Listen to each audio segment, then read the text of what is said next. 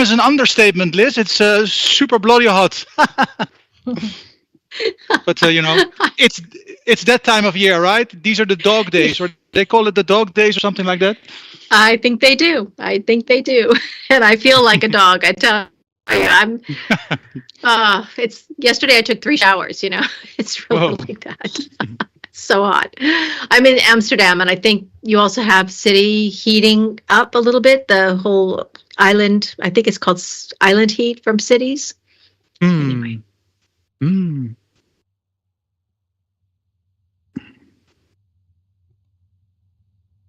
So it's good you joined. I'm hoping we're going to make this into something interactive. I've got a lot of different parts to share, but I'm really looking forward to hearing from others, because everyone has their own experience. Everyone has their own challenges, let's say.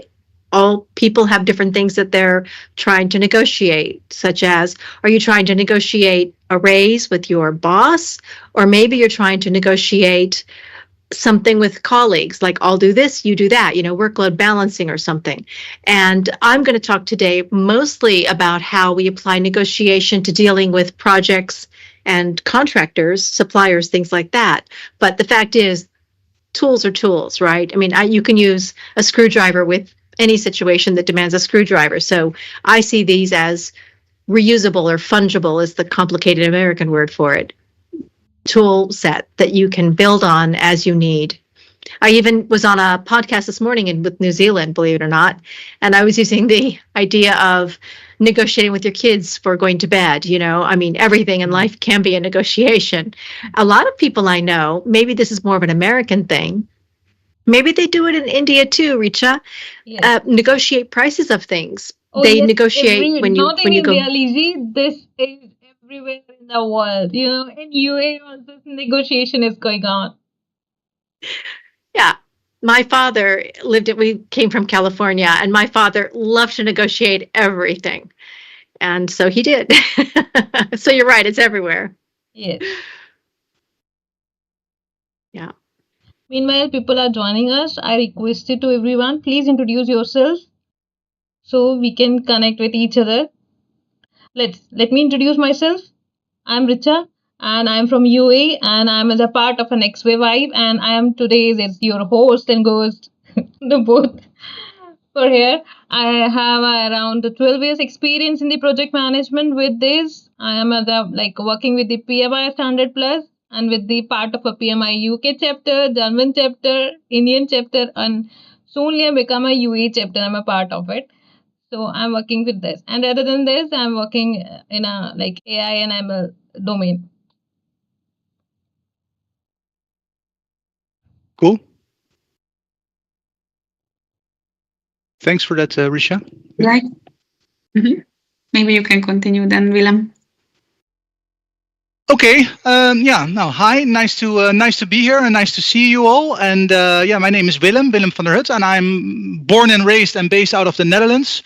And I have just quit my job at Shell, actually, I've been working with Shell for the past 8.5 years. And a couple of months back, I decided, hey, I'm ready for the next chapter in my career. And that next chapter involves becoming more independent and doing freelancing. And I've noticed now, as I'm ramping up, that there's a lot of negotiations that have to happen around rates and that kind of thing, and terms and conditions. So that is also why I think this is super useful. But I've got now like 24 years of experience in total in the information technology space. I've spent a long time also working at IBM for 8 years. That is where I've learned. I've seen Liz there in action. Also at a Shell project. Later on, I joined Shell as a staff, but my mix is I've got a data and analytics background, and right now it's really the project management side I'm bolstering. So I've done my PMP, and I've managed some larger, complex projects at Shell successfully, but now I want to take it to the next level. That's me in a nutshell. And I'm here to learn and listen and hear and to network a little bit if possible. Yeah. Fantastic. Cool. There's a person waiting in the lobby. Oh, yeah. Oh, nice to meet you. Yeah, maybe I can continue then. So my name is Emma Simon. I'm based in the Netherlands. I was born and raised in Hungary, and I moved here 2.5 years ago. I'm an engineer working in project management now. I work on hardware development projects, and I enjoy my time here so far. And I'm also PMP certified. And yeah, nice to meet you. I'm looking forward to hear what Liz has to say.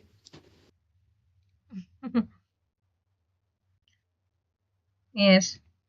Piyush. Hi all, so I'm Piyush Agrawal. I'm having around 14 years of a work ex. I worked in IBM, Orange Business Services, and right now working with EA Electronics Art. So I'm also very active in a lot of communities like PMI, Atlassian, and even with respect to Indian communities. Even I'm part of this Next Wave Hive also as a volunteer. So looking forward this session. I'm also a PMP certified and working on a different roles like project manager, scrum master, release train engineer. So a lot of different hats during the project. That's all from my side. Thank you. Thanks. We have another person in that is Martin. Martin, can you introduce yourself, please?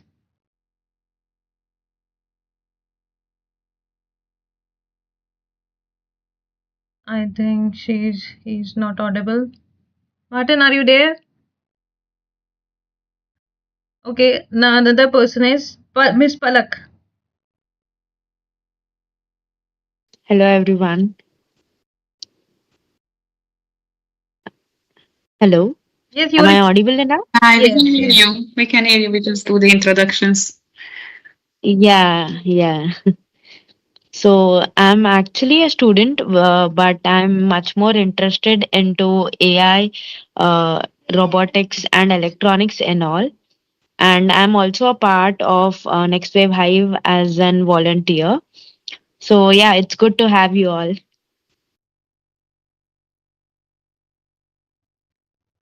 Okay, let me share my screen. I have something to show you guys.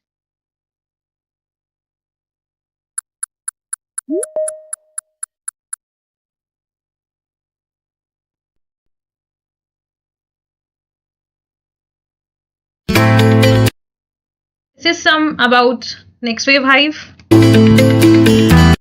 I think this is not audible for you. Let me reshare it. No.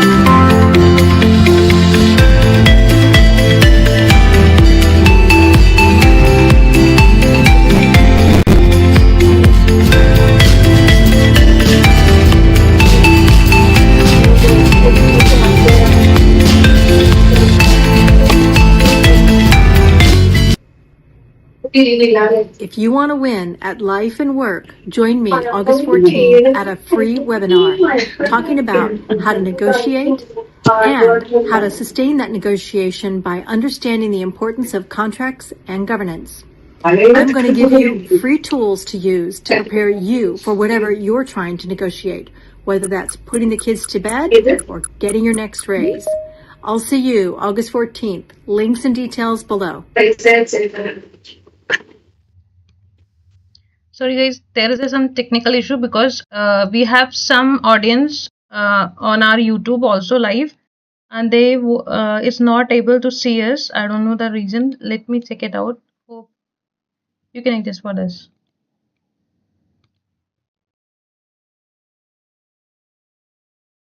I don't know. I missed you. Say it. So I heard you say that there's some people that aren't able to see us.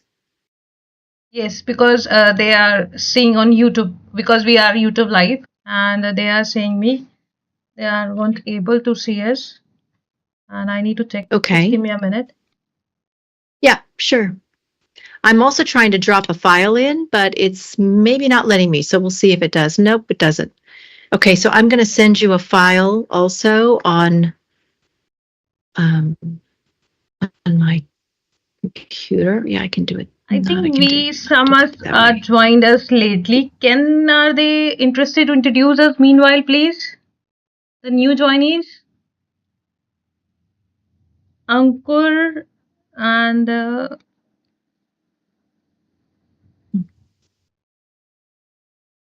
Ankur Bhargav, right?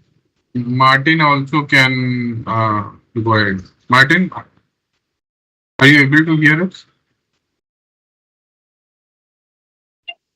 Hey, hi. Hi, everyone.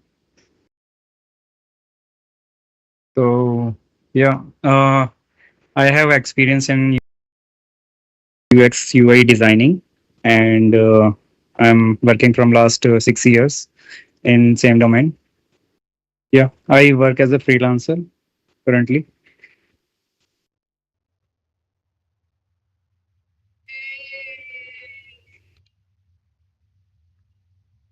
Welcome.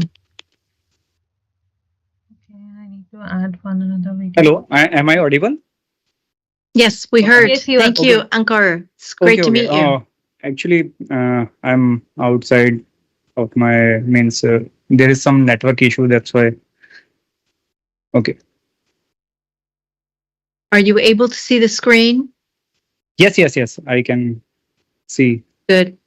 We'll be having a Everyone. very interactive conversation as soon as we get going.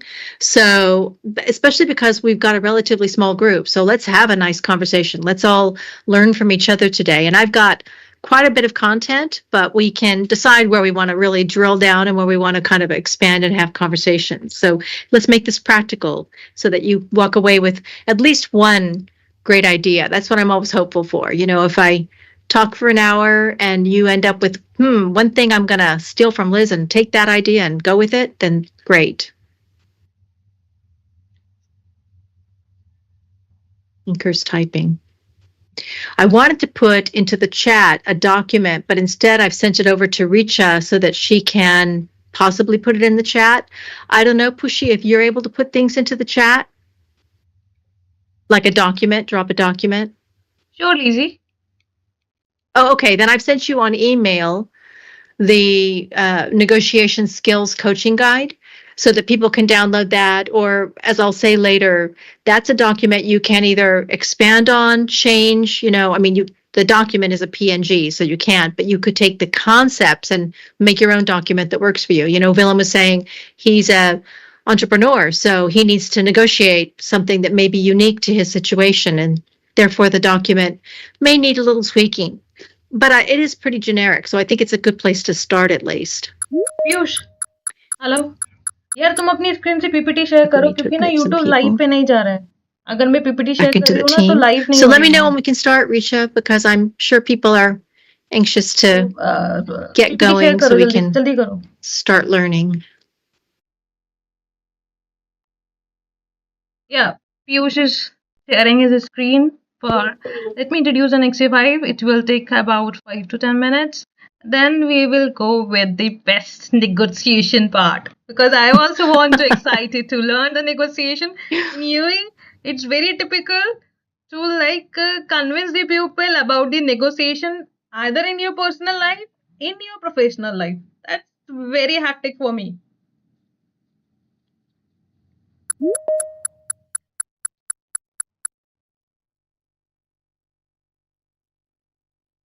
Piyush, are you sharing your screen? Oh, yes.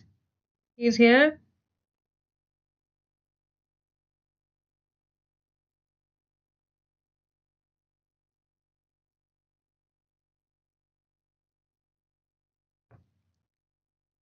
Okay, guys, welcome to Next Ways Hive. This is not a community. This is nothing like that. You are here. It's just a community where you can like express yourself. It's not dependable. Any professions, no eligibility, nothing is there. It's open to everyone. Either he's a like entrepreneur, student, or a person is searching for a job, employed, unemployed, professional. Even it's welcome for the women's also, either they are housewife or something else. So we are welcome everyone in the next wave wife, and it's open to every person over here. Here we are welcome to all those person who have a great idea to express their self, to present their self. Either they have their own projects, their own topics. If they learn something, they want to express the same topic with another one or share their like knowledge transformation is anything else. Welcome to Next Wave Hive to everyone for this. Use next. What we are offering, as I told you, we are offering the mentoring, business collaborations. We collaborated the work with. We we enhances the skills. We help the person, not only the technical. You can go and check in our YouTube channels or our LinkedIn. We had some events, technical, non-technical, and yes, today if you can see this is a non-technical event. So this is something like related with your personal and your professional life. It's not related with always the professional life. If you have something, you can offer us. We can add here the services. I already told you it's open to show your like projects, demos as a speaker, as a brand. And yes, one thing which is not mentioned over there that I can tell you, that is we are not give you, if you have if you have something, a topic, it's like something you are reading the books or you are writing a book, you are a good writer, story writer, or anything, any skill which you have, you can please most welcome. We will arrange the event. We will do the digital marketing for you. You just need to come with your stuff and represent yourself. You don't need to do anything. And yes, another thing which is not mentioned, that is it's free of cost. We are not taking any charges from any speakers, any audience till now. So it's free of cost for everyone. From here, what you will get it as an audience, or like Hive, you can become a Hive member where you can expand yourself, network, you can learn and inspire yourself, you can grow you together. Sometimes it's happen you don't have time to like networking. You can start networking from here. You can connect the pupils, like who the person who are looking for the job looking, or someone who is looking for something, how to upgrade the skills, and the women's who is like looking for after a break and join us, like their personal break or something else, whatever has happened, they can join us and restart from here also. Because here when you connect the person one to one, you get so many things rather than the LinkedIn and something else. Yes, you can LinkedIn on another like meetup, another, you can follow the person, you can read like the articles and all, but you cannot connect with the person one to one. But here you have a chance to connect with the persons one to one. It not only expand your networking, it enhances your knowledge, as well as maybe you will get the right path where you want to go, because everyone is looking for a path for their dreams and for to reach their destinations. So next wave hive is a path for the everyone. And our future vision is we are like expanding day by day. As you can see, our like today's speaker is Lizzie. And I'm a big fan of Leaf. The thing is, next we have some like events which we went through old. Piyush, next slide, please. Yes, we have one. If anyone wants to join us as a volunteer, to please most welcome. Just ping me on the WhatsApp in the chat box. I'll share you the volunteer link. You just sign up over there and start volunteering. Let me tell you one thing. It's not time bounded. It's not nothing else. It's contribute your skill, whatever your skills. If you want to upgrade your skill, do you want to use your skills rather than your work? It's open to us. Please welcome and join us and give your like skills for Hive and grow the Hive. I already told you that it's open for everyone and like registrations and all participations. You can do anything. Next, please.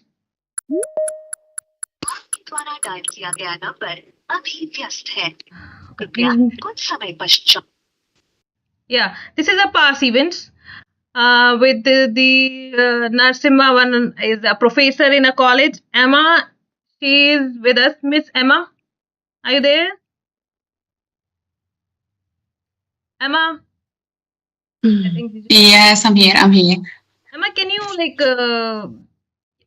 can you share your experience with Next Wave Hive to our audience, please? Yeah, definitely. So the preparation was really easy with Next Wave Hive group. So we had some alignment. What is my topic? What I would like to share with the audience? What keeps me busy these days? And that was about tough talk, smart moves, influence when it counts. So in short, it was about communication when the emotions are high in personal life or in work.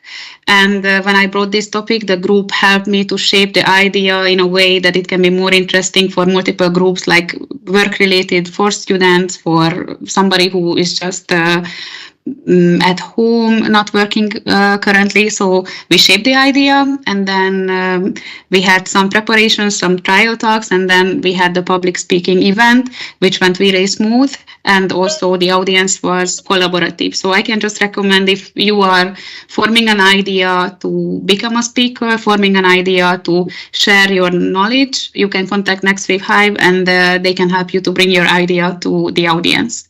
So my experience is positive. Okay, thank you so much, Emma, for your nice feedback. Thank you very much. Next, these are the all last month seminars. Now today's speaker, that's Liz Hector. Well, she's certified with the PMP, Six Sigma Bell, Scrum Master, and she's pursuing the Executive MBA right now. And she is a negotiation coach and a former IBM executive employee. And she is dedicating with the professional members, non-profit. And yes, one thing which is not mentioned here, let me tell you, she is a part of a women project network, that is a PMI, and she is a part of a PMI UK, and she is alone handling the things. And you know the best part of her, that is she is take her team together. She never let anyone down during the team. Even she is try to cope up everyone to come forward and do something by themselves. So this is, I really like Liz. She always motivate us. And whenever, if you have anything, she is always there for you. And I have a very great experience with her. So from here, I request to Liz to please take from here and please make this negotiation part more impactful.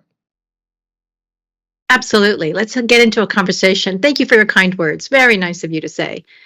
I'm going to now share my screen, which may look messy for just a second until we get going.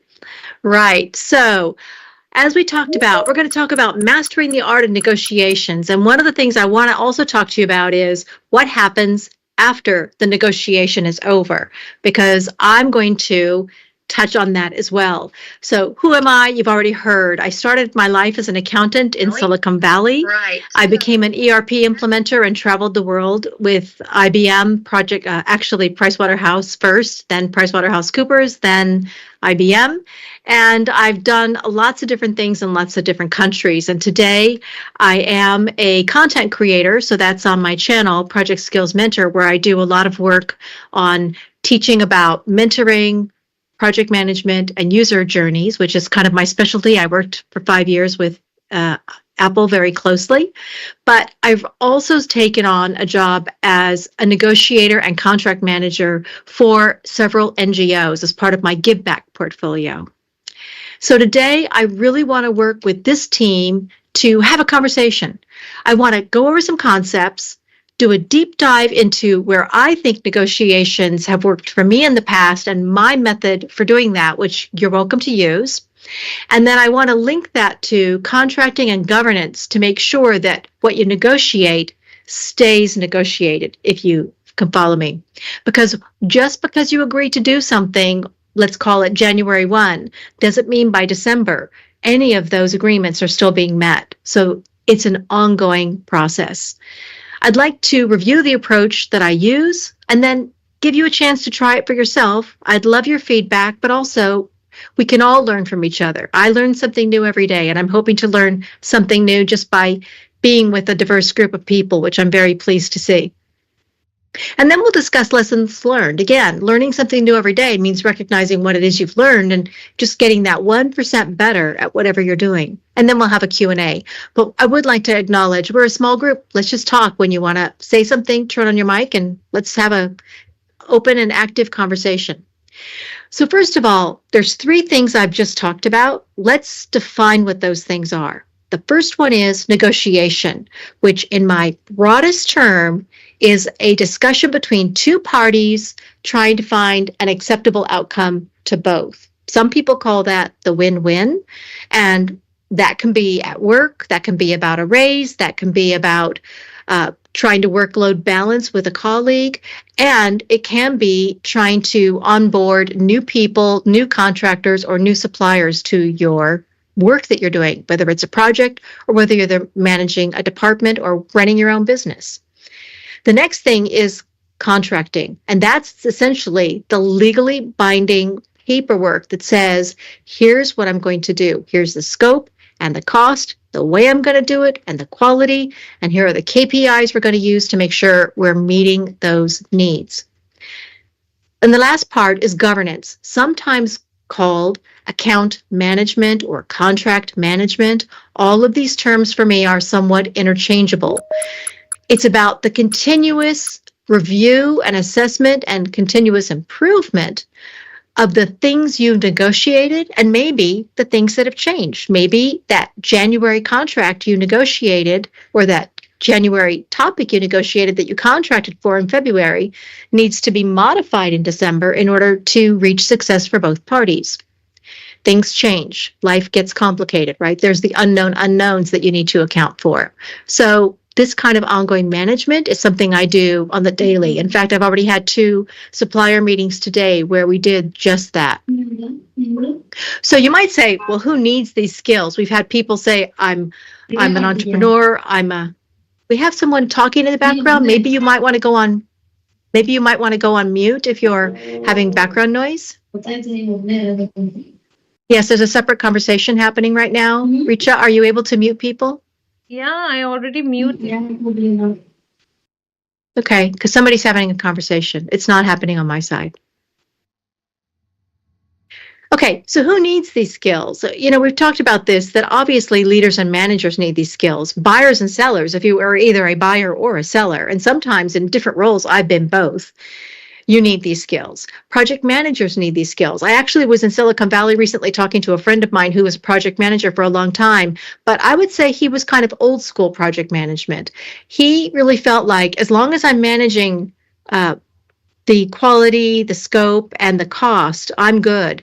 And I think if you really want to expand beyond, then you should be aware of the economics of the business case for your project, and that might mean understanding the related business case for suppliers and the impact those suppliers have. And then, of course, employees and employers are constantly negotiating, prospective employees, potential new hires. The first thing you do when you work with your company is after you try to get hired is you start to negotiate, right? Your salary, your benefits, other things.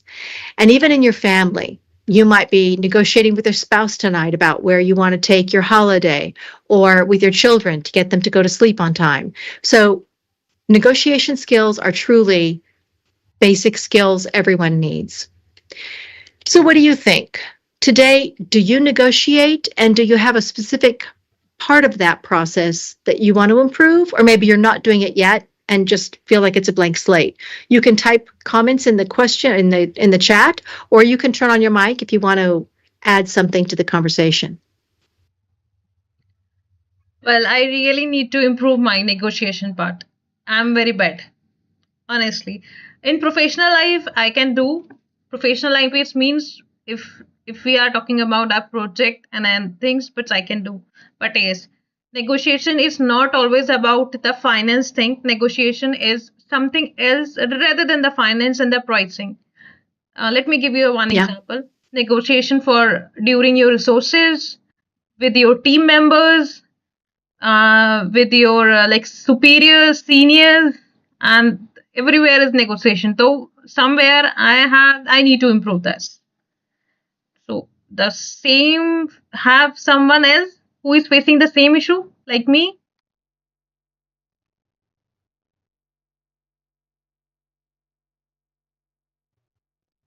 Oh, anyone wants, can, if you are, yes, please. Someone is raising the hand.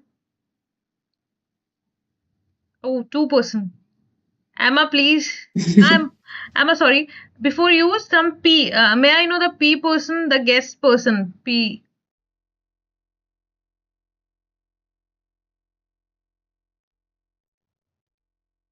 Hello.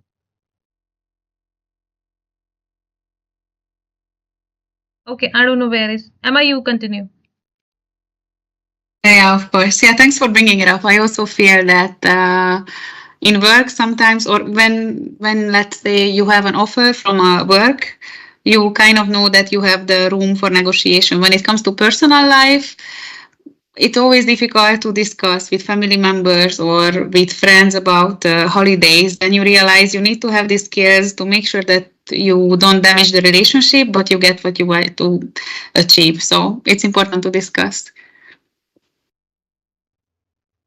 Yeah, life is a negotiation. That's true. I'm going to continue moving on because I do have quite a bit of content. But again, if somebody wants to say something, you can raise your hand or you can just start talking and we'll all take a listen to what you have to say. So why negotiation skills matter? Well, one of the things is that Forbes recently posted an article that said it's one of the top 3 skills. Strategic thinking, negotiation, and persuasion were the top 3 skills listed by a recent Forbes article, and I've got the link there. I think that you're going to have the PDF of this pack, so you should have access to it. But one thing I found is that all 3 of these things are part of this process. Negotiation is one tool in your toolbox, but persuasion is also part of that conversation. To Emma's point, if you're talking to someone in your family or you're trying to negotiate something between 2 coworkers, persuasion is a big part of that. And of course, strategic thinking.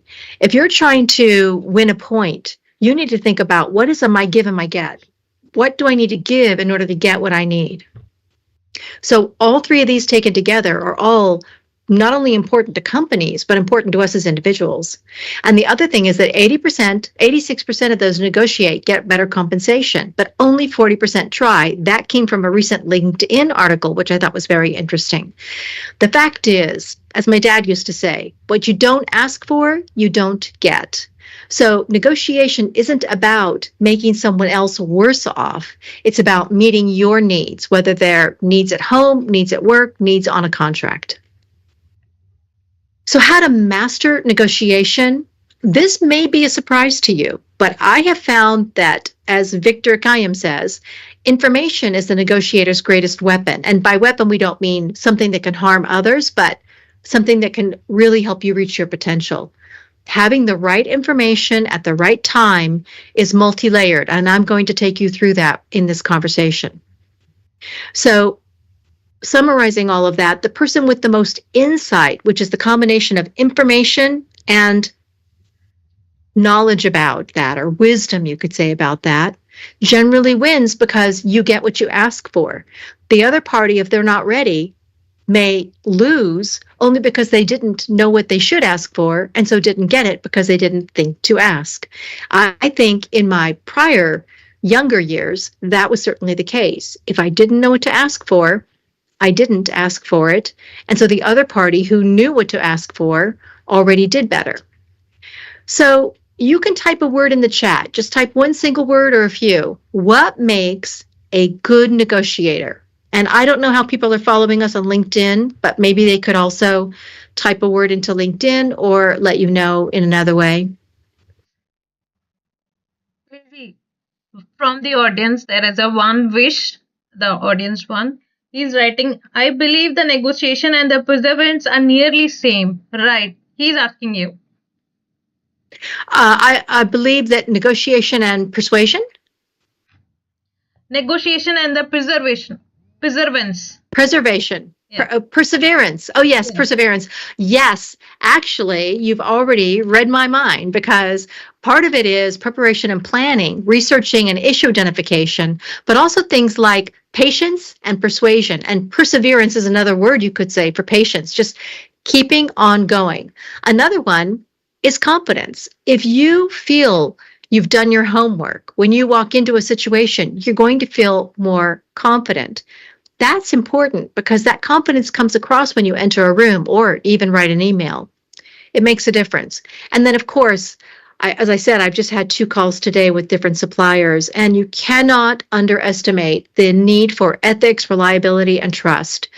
If you look like a person who doesn't keep their word, or you one time didn't, or something went wrong and you handled it badly, people will remember that years later. I think we all know that.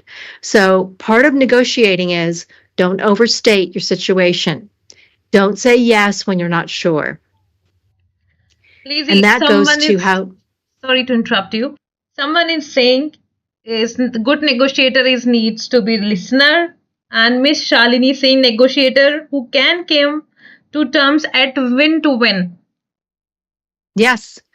And that is good. You want a win-win because let's imagine you're negotiating with a contractor, a supplier you need to use for multiple years. I work on 10-year projects or 10-year contracts.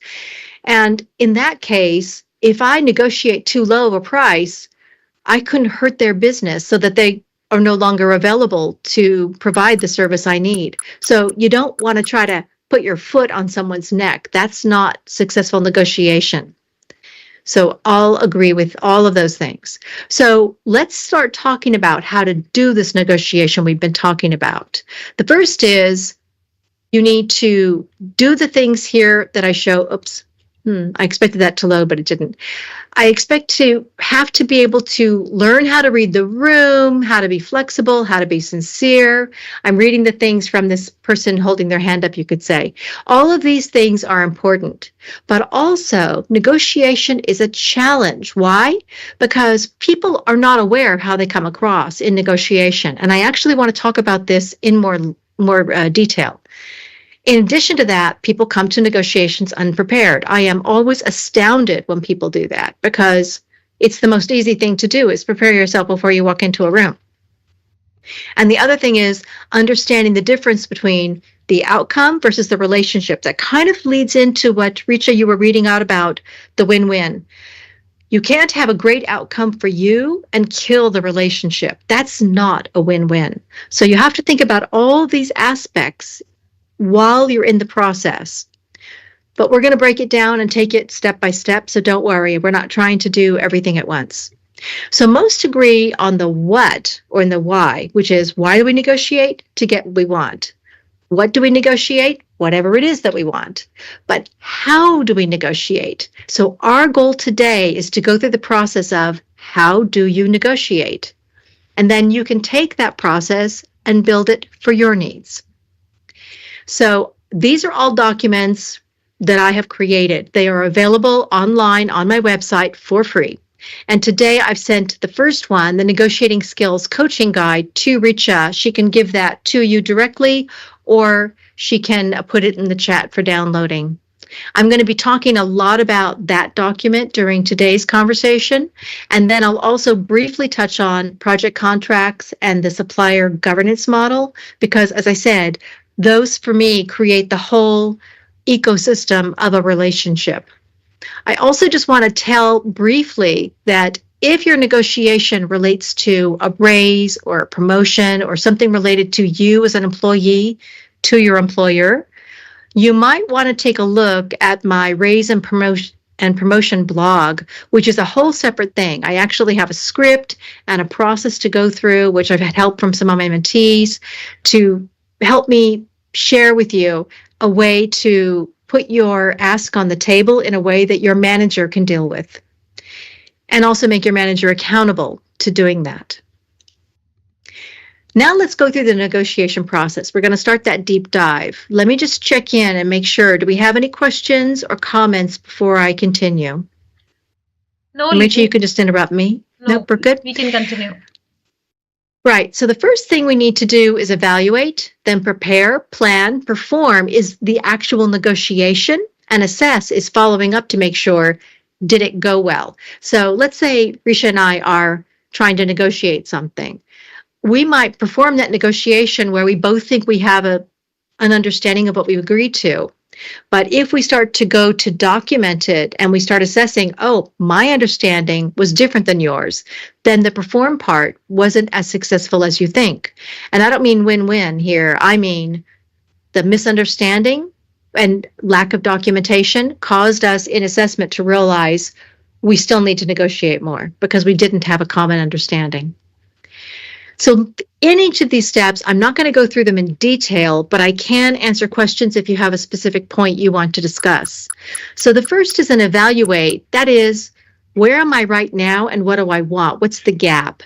So that is essentially saying, let's imagine I'm a project manager. I'm starting a new project. I need to bring on some subject matter expertise. So I'm going to hire in, let's say from India and maybe from the Philippines, some people who deeply understand cybersecurity.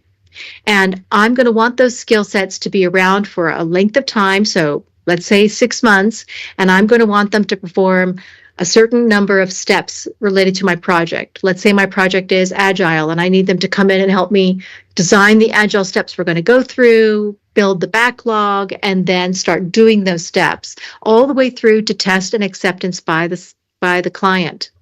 So the current state is I have this need for people with the skill set, and the gap I'm trying to fill is getting this skill set for a time, a quality level, a quantity of work level, and a certain expertise level so the client will accept them. That's just an example of evaluation. In prepare, I'm going to do my homework, and I'm going to talk a lot more about that in a minute. Plan is knowing who you're talking to. Whenever you're negotiating, you're not negotiating with AI. You're negotiating with a human being most of the time. And it could be a corporation, so there's a group of people all with different skill sets like lawyers, negotiators, project managers on the other side of the table. But you need to know who you're negotiating with, what their culture is, what their needs are, and if you can, have a sense of it, what their individual goals are, because everybody has sort of two sides, right? When we're talking about corporate negotiation, one is what my company needs and what my job is, and the other is what I personally need. An example of that would be, I need to get a good and fair contract that is for something that's doable by my company. That's my corporate job. But as a person, I want to try to get a promotion. And the best way to do that is to negotiate great contracts for my company. So these two things are happening at the same time. This person is showing up with both of these needs. Understanding that as part of your preparation, and through the perform, you might get to understand that situation better. In planning, you're going to go through that worksheet I just showed you. In perform, you're actually doing the work of negotiating. You're having the conversations, and that can take place in a couple of different formats. It can just be a series of conversations, or it can be a process that begins with something like a request for information. Many of us who run projects are familiar with this. You might have even gotten the work for your project because you completed a request for information that then became a request for quote or proposal that then became an order or statement of work. So the final is completing all of the contracting and the processes that relate to that piece of negotiation that led to a contract, but also reflecting back, and this is something I like to do personally, is always do lessons learned on what could I have done better? What could have made it go faster, easier, more productive, or maybe just less painful? And at the end of the day, that lessons learned can go on through the whole life of the contract.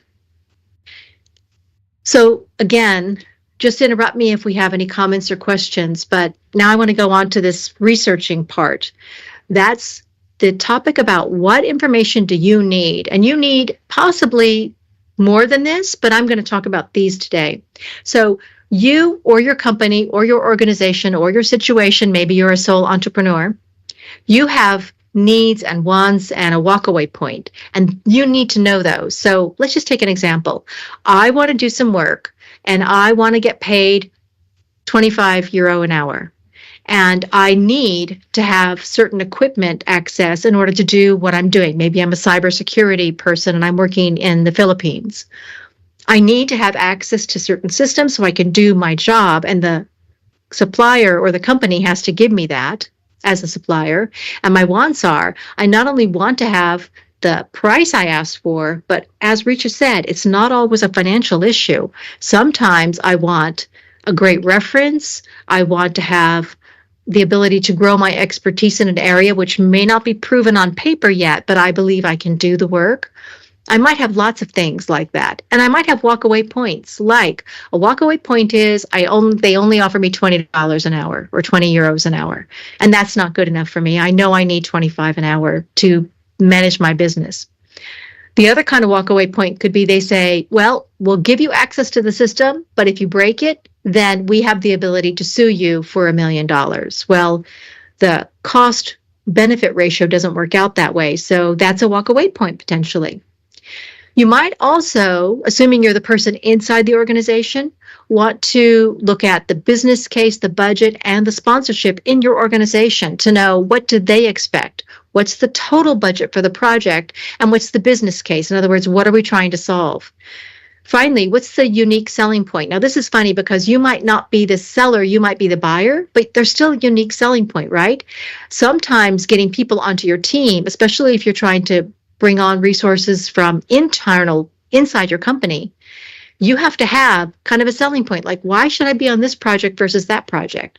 So you never know when you're actually on the selling end of this kind of negotiation as well.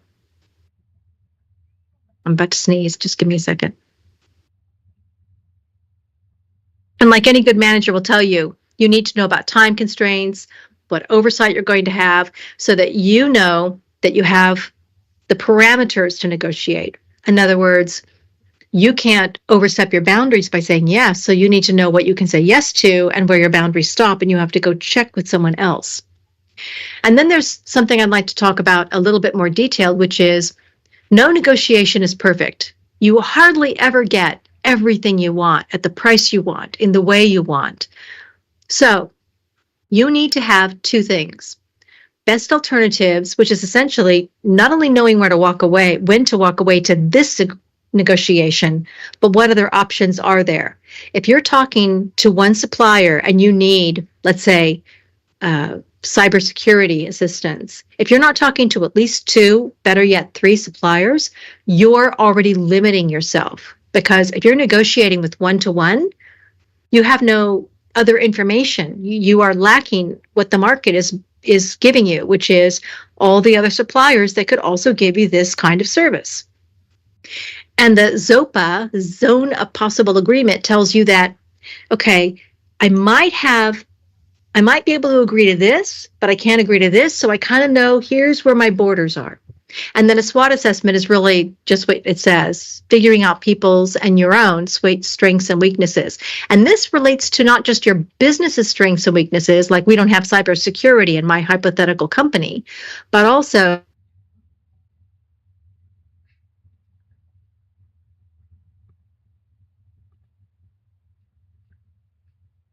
Lizzie, you were mute actually. Yeah, I don't know how that happened, but anyway, I'm back. So understanding your company's SWOT, but also your personal SWOT. What do you need to build your skills in?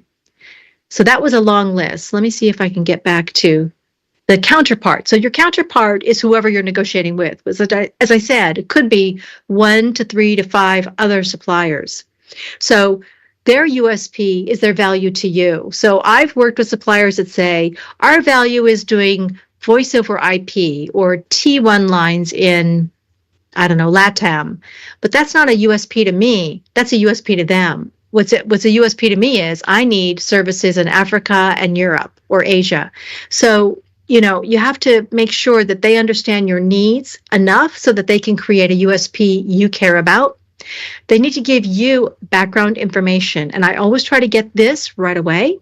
So if you ask for an RFI or a request for information, you can already get their base price list, their base quality documentation, and also their service package. In other words, what are they going to offer you?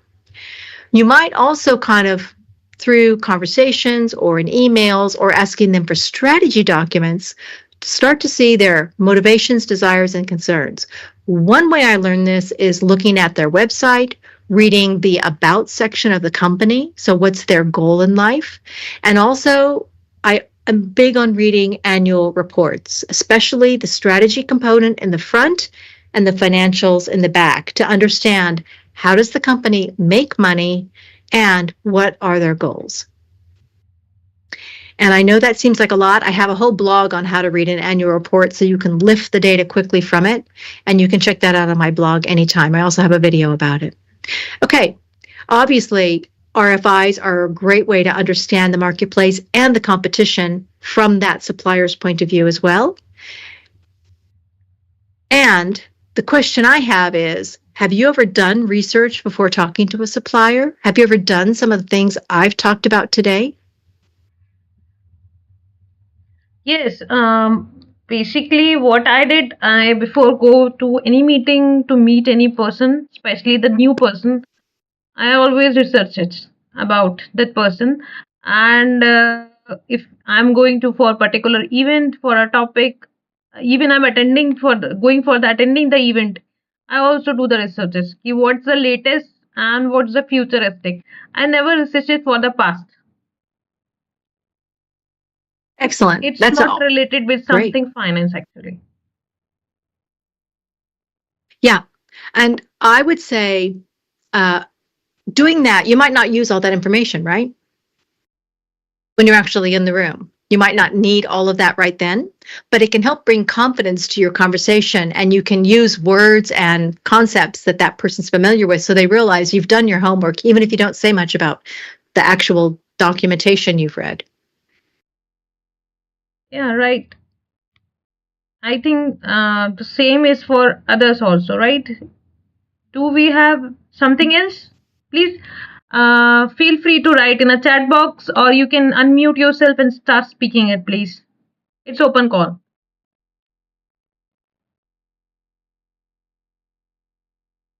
Anyone? Okay. If you think of something later, you can always bring it up. No worries. So how do you do your research? I've kind of alluded to some of this. So one of the things is talk to others in your organization. When I was working for Shell, for instance, I was an employee of IBM. So I actually signed the contracts. That was one of my jobs, to actually contract on behalf of IBM with Shell. And in doing that, I had to know what is common in our contract. So I had to read our master services agreement. And the power of reading the detailed contracting language is really important. It tells you a lot about culture. It tells you a lot about requirements, just in the language of the contract, just in covering things like, how do they talk about IP? How do they talk about data privacy and protection?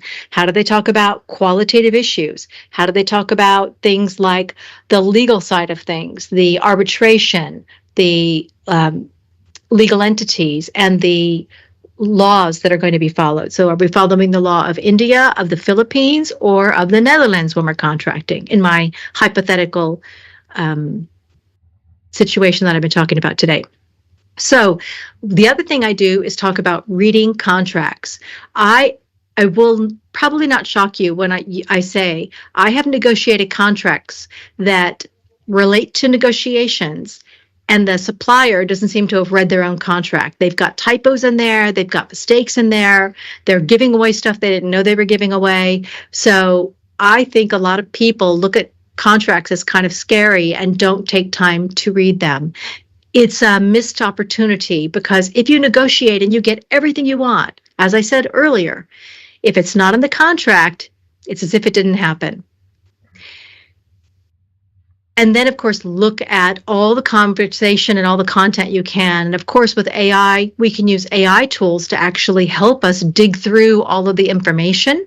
And by asking good engineered questions, we can actually find the answers faster. Although I would always make the caveat that if you're doing that, ask for the backup or the URL so that you can check it yourself if AI is presenting you with some facts. Always double check.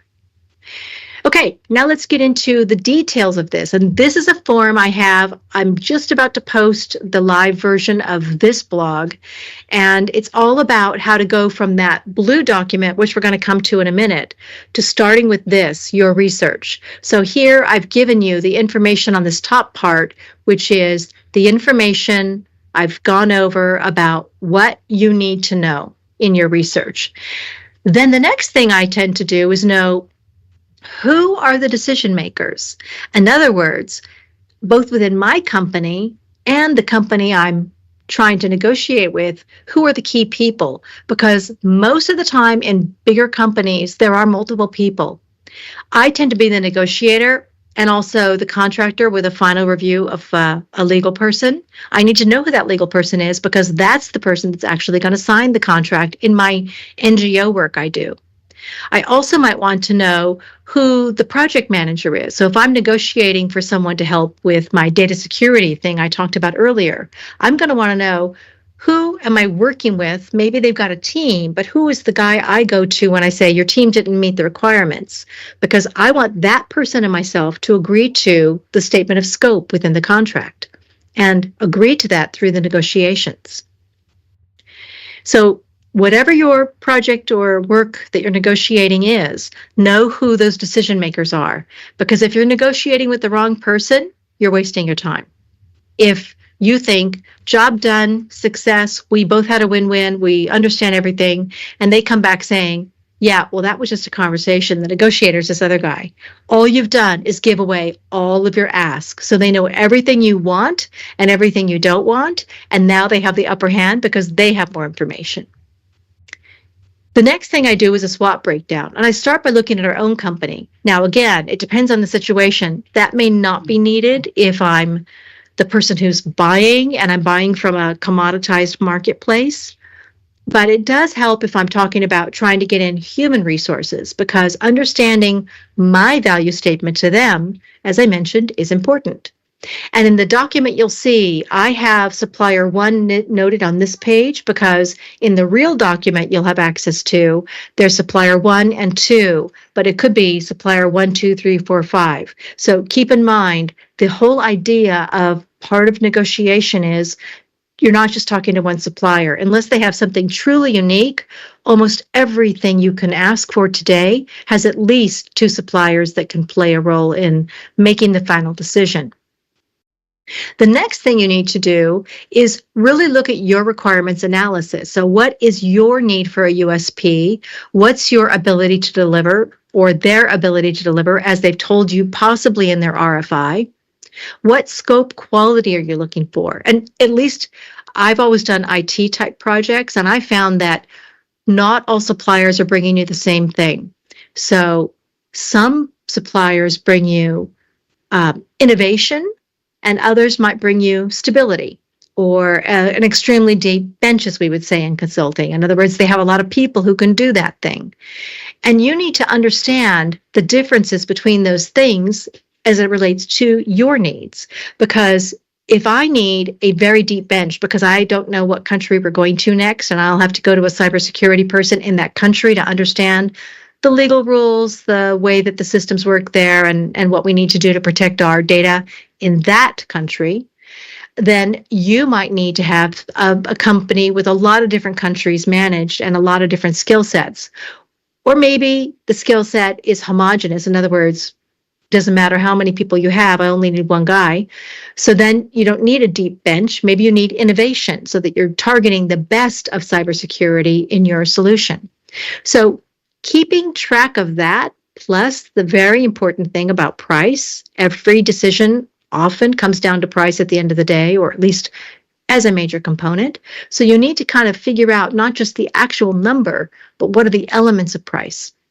And then finally, I like to have my overall here under project budget and key milestones. That's my project. So that's not me sharing with the supplier, although sometimes I might share some of that information, certainly not my full budget, but I might share with them aspects of my budget. Like I'm going to spend 10% of my budget on cybersecurity. And so they realize this is a significant decision for me. And I might show them my process at a high level, my project plan, my Gantt chart, so they understand where cybersecurity, in my hypothetical example, fits into the overall project plan. So when do they have to deliver? And then again, for contracting and negotiation purposes, I might go a deeper view on that by giving them requirements, scope, and budget allocation. Now, again, I wouldn't actually tell the supplier the budget allocation. That's my information to have. But requirements and scope, I normally share that when I'm asking for an RFI. I'm doing an IT project. I need cybersecurity support in these countries of this type for handling this level of work, which might be design, build, test, deliver. And I need it to be hitting these milestones with these quality points. So I need to have a KPI on, number of thwarted intrusions or something. So all of this is working with suppliers, but not giving away a lot of information so that I can make this page for myself, which is, what is my best alternative and where is my zone of negotiation? Because where I know these things, these borders are, I know when I'm going to walk away, when I'm going to say, this still does not work for me. And that's really important because at the end of the day, you've only got so much energy to spend on these kind of negotiations. If you're spending a lot of time and then you realize you spent months negotiating or weeks or even days and hours, if you don't have a lot of days and hours, you could be spending a lot of energy on the wrong thing that doesn't get you any results because you're going to end up walk away early. Sometimes that brings them back to the table. Sometimes that gives you a lower price. It certainly has worked for me on technology plays, but you need to understand this in order to know what you will accept. And in my example of I want to be hired as a subject matter expert, I need to know I must have 25 euros an hour. 20 is my no-go. I might talk to them about 22 and then reduce some of my hours overall, or I might do something different, like work out a fixed price where I say, you don't need to worry about how many hours I work, but I want $5,000 for the next 2 weeks of work, something like that. Another part of external research is really getting the suppliers to provide you all the information you need. Yes, you need to do some digging. Yes, you need to do some reading, but basically, suppliers are in the business of winning your work. Let them win your work by giving you information. So RFIs are used to test the marketplace. What's the art of the possible? What's happening these days? How are people handling cybersecurity these days? Request for quote is really at what price can they deliver and what can they deliver? And RFPs start to get really into the negotiation of what exactly are you going to do for me? How will you do it? And what can I expect in terms of cost? Now, how do you document all of that? You could do this on, a huge document, a bunch of PowerPoint slides. I've made it one A4 because a lot of negotiation actually is quite simple. And even when I do complicated negotiation, I have a list of 25 things that are my must-gets, those must-haves, that I already know for this type of supplier when I'm buying when I'm buying massive intranet for services around the world for my NGOs, I already know here are 25 must-haves, and I put that into the negotiation and I put that into the contract. And so let me just take you through this very briefly. So knowing your goals, your key needs, and your wants, that's part of the original work you did thinking about your own situation. And your own situation could be you as a contractor, you as a parent, or you as a buyer of services as a member of your project management team. The next thing is the coaching plan, which is what skills do you need to work on? We've talked about a couple. I've heard you say things like listening, persuasion, perseverance. Do you need help with anything before you go into that conversation? The next is role play preparation. So once you've made your plan, which we're going to get into in a minute, you're going to want to take it a step further and actually role play with maybe a mentor or someone else who's done contracting at your company. And you're going to want to prepare where you focus. So what have you done? What research really is the key document you want to have in your back pocket when you go into that negotiation? And then lessons learned. And sometimes just that one lessons learned is all you need. So this is what I've just gone through about engaging on your plan. And then we actually do this negotiation, the evaluate, prepare, plan, perform, and complete. This is my game plan for negotiation made simple. So once your research is complete, you can fill out this form. So here, I've already shown you these questions I ask, and now I start to write my answers. And again, you can see they're not very lengthy answers because I don't want to have to be in a negotiation looking back at detailed documents. I want to kind of have this from my head or in a simple form. And remember, you do not want to show this to the people with whom you're negotiating. This is for you to look at. This is maybe for your boss and you to review to make sure he's in agreement with your strategy. It's very important you don't give away your must-haves and your gets to your negotiating counterpart. So I think this one is in the wrong order. So let me move my thing here. So what do you think? Does this plan, I'm going to go on to something else. What do you think? Does this plan here that I've got up here resonate with you? Do you have any questions about some of the line items, some of the examples? Would you kind of use this one little A4 to help you, whether it's negotiating some time off from work or negotiating with your spouse where you're going to take holiday? Do you see a use for this kind of thing? Yeah, it's actually I'm not using these kind of, but yes, somehow these. As you know, we are like dominating with the digital era, so we are using the digital things now. So I am using the things. I'm using that short notes keys or Asana. If you are asking me the app and all, I'm using the 365 app where you already have a planner over there. So I'm using this for my planning and like the thing. Then I follow the one by one parts.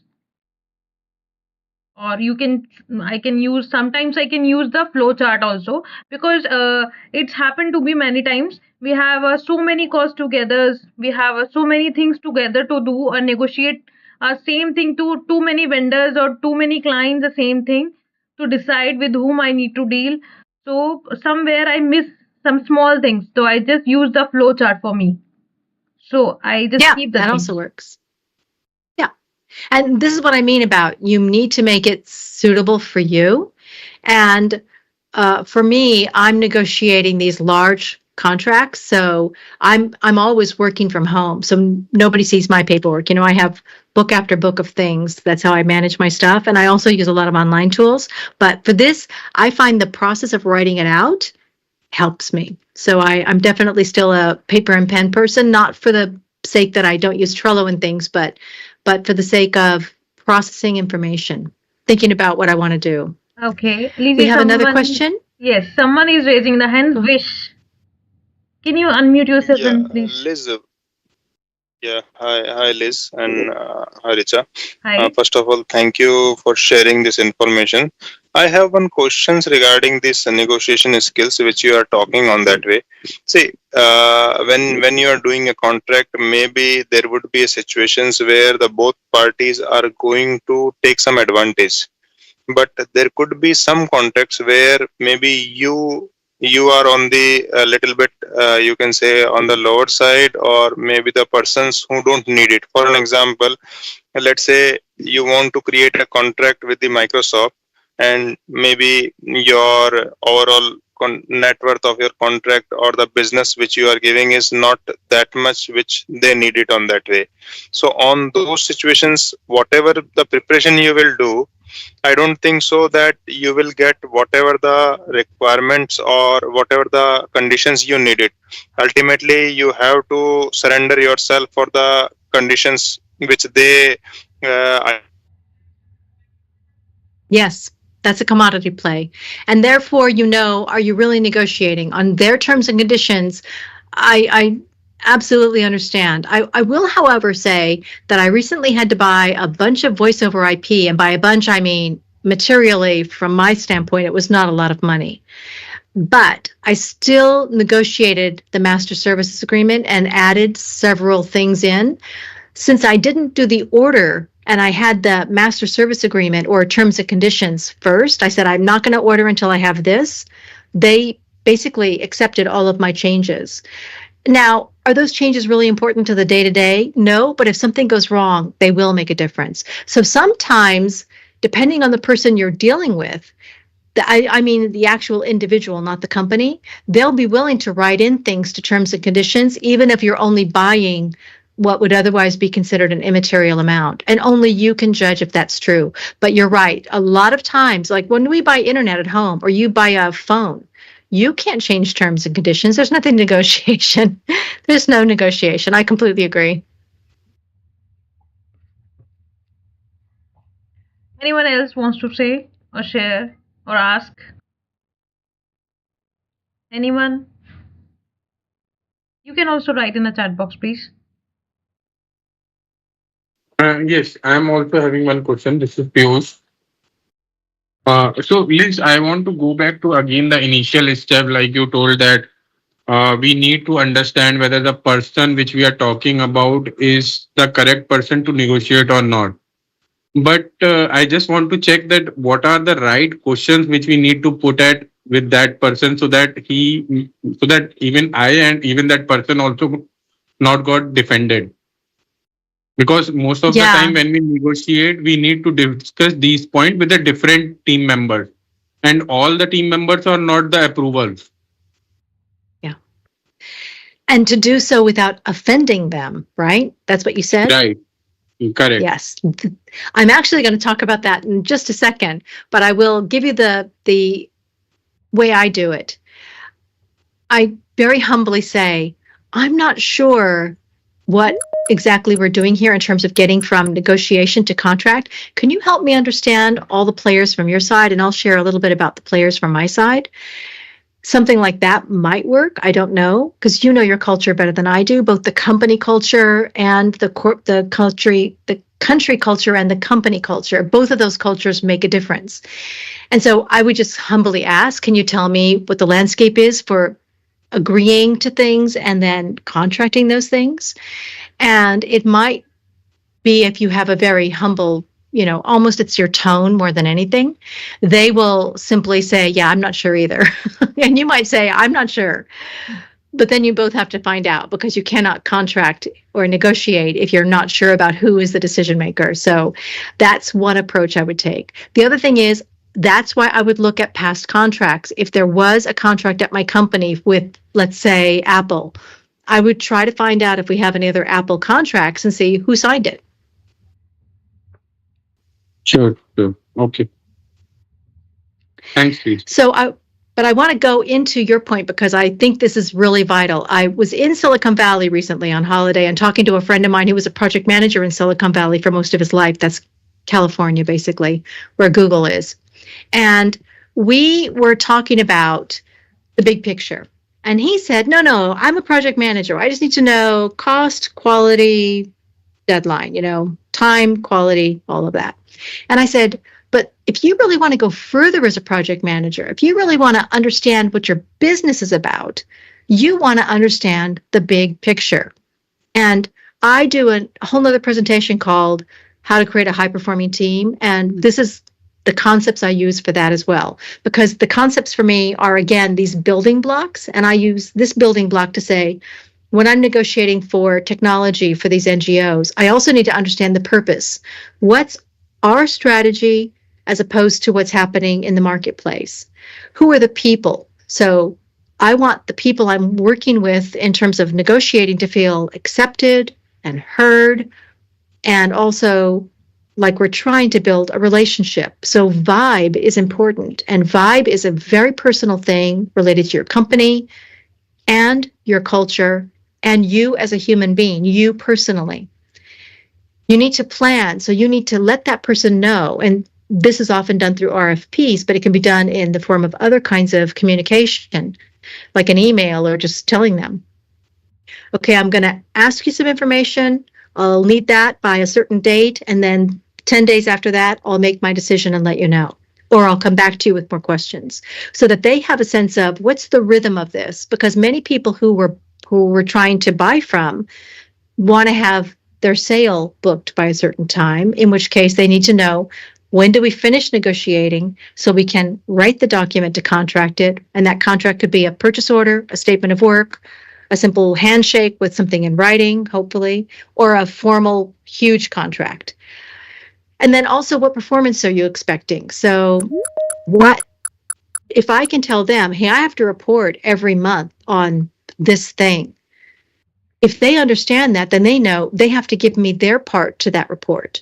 Or if I say, I've only got one metric for you, which is I need 0 cybersecurity hacks when we're the whole process through to acceptance. I need to have absolutely no hacks, and part of our system will be done in a sandbox and part of it will be live. That's my one metric for you. Or my metric might be, I need 2 man years of work, and I need to make sure that for every milestone I'm going through, I'm getting 2 years of man work from you, or 2 FTE, you would say. And then profit. I understand this person has to make profit. I need to have a good profitability on my project also, so that it makes a return to the company. So I always start with this concept of what's my project. If I'm working on a project and I'm trying to negotiate that, I try to understand what's the role of the project so I know how does the contractor fit in. I also, very much to the point of people, think about what country am I talking to? In America, we tend to have very much the high attributes. And this is a model made by a Dutch person, very famous Dutch person, understanding how cultures work and how it influences not just how we make decisions, but how we interact to arrive at those decisions. So this first model here is the person I'm facing. What's important to them? Is it important for me to look humble to them? Is it important for them to feel safe so they can say things like, I don't know who signs the contract? Or do they want to be appreciated for the effort they're putting forward? And then at the end, this side of the story is again about the individual to say, if I'm a person of action and I want to create action lists at the end of every meeting, but I'm negotiating with a thinker, someone who won't say, okay, I'll have you this data by Tuesday, I'm only making them mad. I'm only making them feel like I think that they're not a good person or a smart person. So I won't do that. If I see that they need to ponder, I'll ponder along with them and say, should we have another checkpoint so we can kind of go through our thinking again? And you just need to try to assess that out from the vibe, maybe talk to people who've already worked with that person, or ask them if you have the chance to have kind of an informal meet and greet at your initial introductions. Try to figure out from what they say if they're a thinker, an actor, or a people person. You know, maybe they're very chatty. But then this middle part is the part that really speaks to culture, and that is, you know, the high stuff. If you were to say the USA, where I was born, that would be a very much a USA-centric thing. And if you were to say the country China, for instance, a lot of the things in green there, or blue, depending on what color you're seeing, would be very much what you'd expect to find if you were dealing with a typical Chinese counterpart, that they have not a me first, they're very much collective in their thinking, they're consensus driven, they have an acceptance of the unknown is kind of bothersome to them, and they also take a very long view. Whereas in America, it's right now, what's my profitability tomorrow, me first, I want to win. And so to the point you made earlier, I think it was exceptionally astute that you made that comment about knowing the person and how do you ask, because how you ask has to do with their company culture, their personality themselves, but also their culture that they're born to. And I say culture they're born to because even though I haven't lived in America for 30 years, I think most people who meet me would consider me pretty American. Although, funny enough, my American friends consider me European these days because of the way I act and think. Anyway, you might also share their plan. So again, if you're trying to get a contractor to come in and do some work, like the technical work we were just talking about, you need to show them what part that they're in the racing model going to own, how their tasks levels relate, and so on. And then performance. You may not share all of your performance metrics from the project, but you certainly need to share the ones that relate to them and that they need to report to, so that you have a very clear understanding. I believe in transparency and clarity as a way of really getting ready to have a relationship with somebody. If you're contracting and you're still holding things back, then your contracting party isn't in a good place to make sure that they can deliver on time, that they understand your requirements, and that they know what the end game is for your project. So that big picture really comes down to this. If you're running a project in your company, do you understand the profitability or the outcome that your company is looking for? Maybe it's a cost reduction. Maybe it's an increase in revenue. Maybe it's happier customers. If you don't know what that is, then you need to make sure that you actually do. Because when you're contracting with people, if they have a different motivation or different understanding of what's important, you will be basically running waves in two directions, and you won't go forward. So if you have two engines on your car and one is going backward and one is going forward, you'll stand still. So if you have a supplier who's important to you, who misunderstands what the brief is and misunderstands what the outcome is, you can actually stop in the water because you're trying to move forward and they're going in a different direction. And then again, always making time for lessons learned. Also on this point about understanding purpose, people, plan, performance, and profit. So this was the moment when I wanted to say, let's try this out. What I was suggesting we might do, and I don't know if you're interested in doing this, so let me test the room, is that you would think about something you want to negotiate, and on a piece of paper or on an app or in a database, put down some thoughts. And I'm paper and pencil, so I do things like this. It's all very simple. But think about what you would like to negotiate, and then maybe not every line gets filled in, but fill in what you can. What are your needs? What are your wants? What would you be willing to take? That might be scenario A. What would you be unwilling to take? That might be your walk away, and you might make that scenario B. What skills do you feel like you need to work on? What preparation would you like to do? And also, how would you go through, evaluate, prepare, plan, and perform? So do people want to take 5 minutes and try this, and then we could do some Q&A or working through problems? Is that interesting, or you want to leave that until after the meeting, and then you can try it yourself on your own?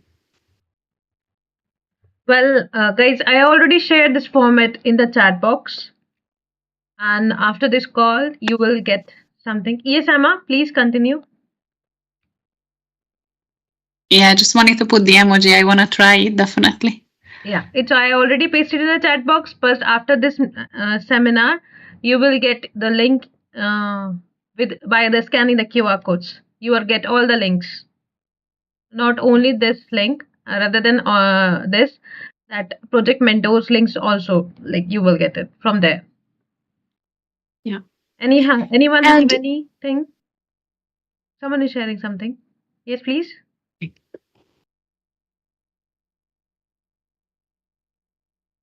Okay. Liz, I think we need to go forward. People want to try themselves at home. I can understand. And you might need some time to process this information or make it your own, as I said. I'm good with all of it. So let me just go through these slides. I want to talk about lessons learned, but I'm going to move on then because we're not going to do that part. I want to go briefly into how contracting connects to negotiation and how supplier governance connects to contracting. So again, I'm going to go through this much more high level than the things we've just talked about. I have another blog and another downloadable about project contracts, and I actually have two different ones. One is about doing a turnkey contract where you have a fixed price for a fixed amount of work. And then this one, which is just a generic about contracts. You can always go into my blog, and on the first welcome page, you can put in whatever keyword you're looking for to find the different blogs and tools that you can download. But here's some things I wanted to bring up just to keep in your mind. Even if you're not the negotiator, to know that these things can be negotiated might be that you need to tell the negotiator, this is my list of things I want to make sure we talk about. So this you can look at later, but essentially I talk about things like legal entities. In other words, what company am I actually contracting with? Let's imagine I am contracting with Shell to do that data work I've talked about, the cybersecurity. But it's actually, my contract isn't with Shell. It's with a third party. It's with Joe's consulting company. It's with KPMG. That actually may have a huge impact to me, because it may mean that I'm accountable for things I didn't know I was accountable for because KPMG has different rules than Shell. So that's an example of know who you're contracting with. It also has to do with if you have an issue. It has very much an impact on where your legal standing is, which country you have to argue out arbitration, and lots more things. Of course, scope and services, pricing and billing, roles and responsibilities. Oftentimes, if a supplier gives you a contract to review after you've negotiated, you will find it says supplier responsibilities, but it won't have anything in there about customer responsibilities. So you need to make sure that if you have some responsibilities, you also put in their responsibilities. Otherwise, even if you've negotiated great, you're on the hook, they have nothing on the hook. So, if I have no responsibilities and you have all the responsibilities, that's probably going to mean one of us is going to fail, and it's not going to be me because I had no responsibilities. Things like data privacy and protection to protect your work, change management. So if they ask for something more, do you get paid, or you just have to deliver again and again every time they ask for something new? So change management here is pricing changes related to work changes, dispute management, and then things like limited liability, non-disclosure agreements, things like that. And also, I would make my definition examples to know what do I want to say about these topics? And also, what conditions do I want to put? So if I'm talking about I need to have access to your data in order to do cybersecurity, then I need to understand what the conditions are that I can't do my job unless you give me this kind of access, and then name what that is. And then finally, check out terms and conditions using example terms and conditions so that you know what these things mean, and be careful about contracting what you've negotiated, because you might negotiate thinking, well, supplier responsibilities mean this, but if it's documented in the contract differently, whatever's contracted is what is true. So what do you think? Have you ever worked on a contract? Are you experienced with contract management? Do those things resonate with you, or are they pretty far away from the kind of work you're doing today? Well, I have a both experience actually. I worked on a contract also because somewhere we have a project that's a contract basis, and some resources are also a contract basis. So I worked as a resource on a contract, and I hire resources as a contract. Sometime I work for a project as a contract. And when we are talking about the experience with the contract management, I can't say it's best or good. It's 50-50, both sides. Because the management part is not from the one person side, it's a two-way communications. So we can't always say the perfect from our sides. So it's 50-50 for me. Reasonable, yeah. So based on what you've just said, though, I'd like to show you something else, which is this concept I have about you negotiate, then you contract, and then you go into governance. And let me show you what I mean by that. So I'm just going to have to move my picture over. So let's imagine you did that contract after you negotiated everything you needed, and you had to find some compromises, true. But at the end of the day, now you're in delivery. And something I do, and this is what I do for some of my NGOs, I actually have, this is a summarized version, but I do a much bigger governance model every year with my suppliers. And I actually go through with them. Here's what we're doing. Here's our mission. So I share that mission that I talked about. Like, here's what we're trying to accomplish. Here's how we're accomplishing it. And here's, dear supplier, how you fit in. So we just remember our relationship construction, you could say. not details, but the big lines. And then I talk about how is it working. So our supplier expectations, which is the bottom of this orange part, talks about how we want to work with you. And then I say in supplier summary, we think you're doing okay, but maybe in future services, we need some more help. And we want to, in the coming year, under service changes, do some changes. And then I talk about improvement timelines. So I say, you didn't do something the way we actually wanted it, and it worked out, but we want to make some changes. And then I put in the supplier scorecard, which is this middle part with the pricing service options, where I actually give them a scorecard. Now, some suppliers do that internal to their systems, but even if they do that, I give them this separately and go through comments about, like, why did you get the score you got? So why did you get a 70 and not an 80?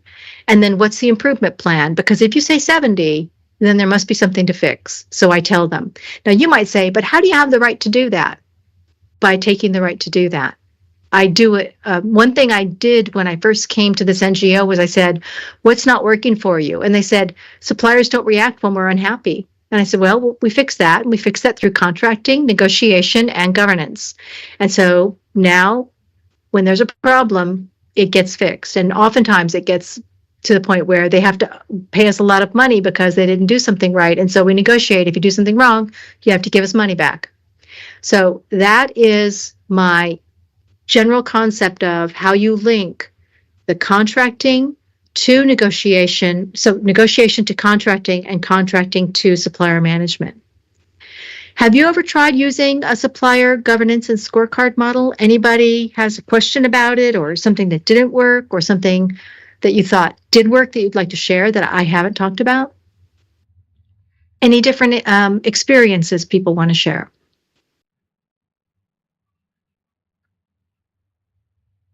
Yes, people are writing in a chat box. Mm-hmm. Well, I have a experience with the supplier scores, and currently in my current role, I'm doing the best. What we are doing, what we are doing is we are giving the supplier scores, and after that scoring, and in the score there is some dimensions over there. By taking that dimension, we are scoring them. Then we'll decide it to with whom we are go, and like not only the supplier or things, the vendors also. Sometimes this that scoring is also for the candidate also here in UAE, Mm-hmm. actually, basically. And when we are talking about the governments is something different, very different, because it's totally And how depend is that? upon, and government's part is totally depend upon country to country and the organization to organizations, because every organization have their own rules and regulations, their own ethics and governance parts. So we can't comment for any organization, but if we are talking about the generally in governments, so yes, there is some rules for the governments, and that's totally depend upon your professions, how you are dealing with you, because that's government's rules are already making by you only, not by any organizations. Yeah, and that's, I think. So how do you feel about that? Do you feel like you want to also make a statement or put lay down a rule or a need, and you're not? Is that your point? Yeah, but the reason is when you are follow the like rules and regulations about any project or things, then it comes to the governments, but not exactly in the, if we are talking about the negotiation thing, because when we Mm-hmm. are doing the negotiation for the organizations, it's never open. You need to, you have to be work and particular area, particular like radius or dimensions, and similarly apply for the like supplier scores. So that's it. But I can share my experience. If do you want to go with the beyond the limit, then you need to set your limits. Hmm. If you know your dimensions, if you make your own dimensions, then definitely it will give you the positive results. Yeah, setting boundaries, it's very important. I'm going to just quickly go on. I have another call at 10 minutes after 6, I mean. So I'm about 5 minutes left. So I'm just going to quickly go on unless there are other comments. Just to say, in review, you get what you deserve. You don't get what you deserve. You get what you negotiate. And that can be what you deserve. So to the point made just now by Richa, that's why I was thinking about that. That's basically about boundaries. And information is power when negotiating. Understanding the big picture helps you relate correctly to the people you're involved with and also to the situation you're in, the circumstances. And then I think it's important to link negotiation to contracting to governance because of the kinds of work I do. And maybe it does or doesn't meet your needs too. But finally, to be a negotiator, and I've been doing negotiation for probably about 25 years. Actually, the first negotiation I ever did was in 1994, buying some software for my company in Silicon Valley. And I didn't know what I was doing, but you can learn as you go. That's my motto. Any other comments or questions? It's an open call, guys. Do you have any questions and query or something else? Meanwhile, when you are thinking about your queries, and please, I requested others, scan this QR code. You will get this amazing thing. Yes, please. What is the best way to win a negotiation with the people? Doing your homework, knowing more than they do, taking time to read more than they read, but also having the moment where you're basically asking them to say whatever their strategy is. You ask them a question and then you be quiet and you let them talk. Let them talk because they will give information to you that they don't have otherwise. And if you're in a pricing discussion, again, you can say, I've got another supplier and that they've got a better price, and then stop talking and see what they say. The listening and stop talking part can be your best friend. Thank you. Best of luck. So we're leaving this QR code up here for a second. So you can take a picture of that, and I think you're putting the link in the chat as well if people want to access the URL to get to the information. I already put the chat in the chat box, the QR Thanks, Richa. QR URL link. You can go and access that link. In the link, you will get so many informations about the sessions, about the documentation which we discuss here during the sessions, about that negotiation parts, and the GPT file which I already shared with you in the chat box. You will get from there also. You can try. And yeah, second thing, if you have any query regarding this, the negotiation, you can recontact with us. We will redo the re-session with the Lizzie for the negotiation, and it's an open discussion call. And with this, I want request to everyone, please open your camera so we can take one pictures. And meanwhile, I like to introduce some next wave 5 members. I think this is left. That is Simran Kaur.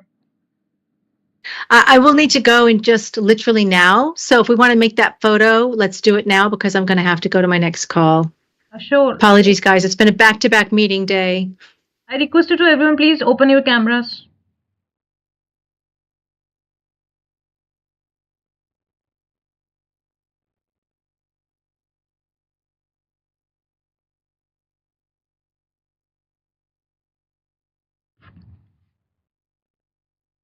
Guys, okay, thank you so much, and thank you so much joining us. It's a wonderful session with all of you and you for your supports and all. If you have any questions, please left in the chat box. Chat box is working. After this session also, you will get your cues and answers in the chat box also. Thank you, everybody. If you always can reach out to me on LinkedIn if you want to know more or have a bigger chat. Thanks very much. Bye-bye. Thank you, Lizzie, to join us and become a speaker from my request. Thank you. I want to introduce one member.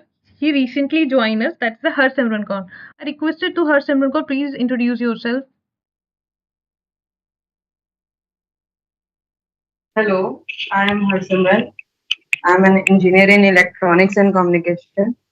I am presently working as a volunteer in Next Wave Hive and doing the designing banners and flyers for different events which are being organized. And plus, I'm working as a designer with the printing firm. She recently And joined us. So, Harsimran, can you share your experience with NextWave I, please? yeah, it is a nice experience. I'm learning new things daily and how to organize and the events, as well as how to refine my art skills in designing. That is it is helping me throughout in my daily work also.